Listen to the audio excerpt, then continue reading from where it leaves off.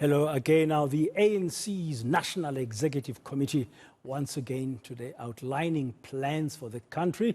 The governing party's executive team met at the weekend. The members resolved about fixing a number of things, including state-owned entities, addressing immigration challenges and, of course, problems faced by municipalities. Listening to the briefing earlier by the Secretary General of the governing party, that's Mbalula, was my colleague. That's reporter Aviwe Mtila. He's back now from Luthuli House, joining me now in studio just to tell us exactly what came out. Good afternoon, Aviwe. Welcome back. Thank you very much for being on today. The ANC seemed determined to restructure the state-owned entities. I mean, we know the kind of headaches they've been facing for years now. Did Mbalula indicate what's the plan here? Well, there was mention that it was discussed at the NEC meeting over the weekend in Boksburg, the state-owned entities, but it wasn't really delved into to look at what actually is going to be done. That's because there's going to be a special NEC meeting that's been set aside in 2 or so weeks in November. It'll be virtual. That will actually look at what needs to happen to the various SOEs to turn them around or to even restructure them. That's what we heard. But that meeting won't only be focusing on the SOEs particularly. We do know that the Integrity Commission of the African National Congress also presented the 91 cases that it's been seized with. So that NEC meeting, special one in November, will also look at what needs to happen to the 91 cases that have been presented into the Integrity Commission. In fact, it's something that the SG of the African National Congress, Mbalula, touched on a bit earlier on. Let's take a listen to that. With regard to the state of SOEs, NF has scheduled an important discussion to a special meeting to be held before end of November that will focus on matters related to Integrity Commission as well as state of SOEs in relation to their revitalization and as well as their restructuring and integration going forward. So there was never a discussion in detail form about the restructuring of the state-owned assets as it was reported in the media.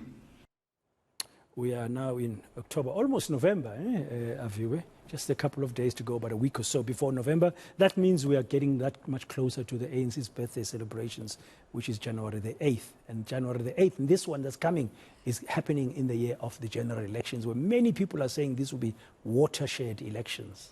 That build up to the elections already happening. We heard there that the January 8th statement will be taking place in Mbombela, in Mpumalanga. Of course, we're expecting also that sort of launch to the elections themselves to happen. But already there are these manifesto reviews, one coming up just on Friday. So the ANC is busy reviewing its manifesto? Its manifestos from 2019, and it will tell you that it's getting positive feedbacks. In fact, it's met a lot of its targets, saying that it's done a lot for the people, even though it was seized with, the floods in KZN or just a number of matters, the COVID-19 pandemic. But it says that it's met a lot of that. But if you are to meet that with skepticism, it will tell you to go and look just at the census report, 2022 census, where it says that South African lives have been improved quite significantly since 1994, even in 2019 to the current state of affairs. In fact, it will tell you that they're expecting in a number of years 5% GDP growth. I don't know how that will be met given that we're struggling with the growth essentially now. But let's take a listen once more to the Secretary General of the African National Congress, Mbalula.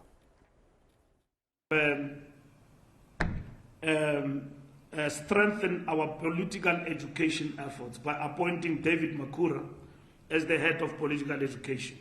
The NEC have endorsed Makura as the head of and the principal of the OR Tambo Political School, a decision that the board led by Kgalema Motlanthe will be expected to implement. The January 8th statement will be delivered in Mpumalanga in terms of the state of readiness for 2024 elections. Next year, January 8th, will be held and delivered in Mpumalanga.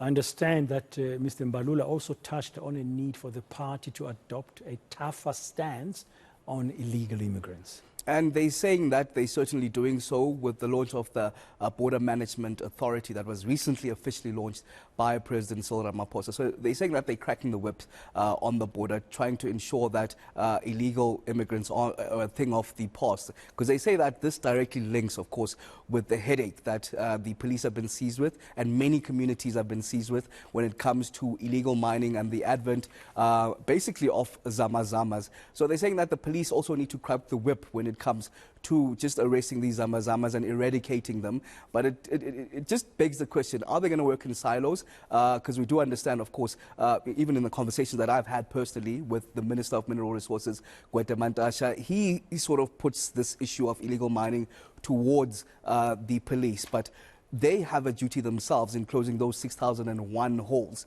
that have been left. Yeah, but he says there's no money. No money. He says that, in fact, every annum, in every year, they can only afford to close 40 holes of those 6,001 plus holes that, of course, still needs to be closed. In fact, let's take a listen to the Secretary General, Mbalula, once more touching on this issue of the Border Management Authority. The NEC commended efforts to strengthen security and tighten our borders through the Border Management Authority launch, which will help secure our borders against illegal immigrants.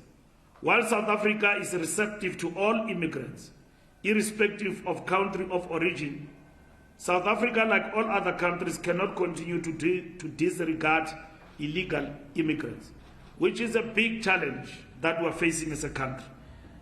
Some illegal immigrants have been central to illicit mining, often constituting themselves into highly and dangerously armed gangs that terrorize our communities while stealing our mineral resources with impunity.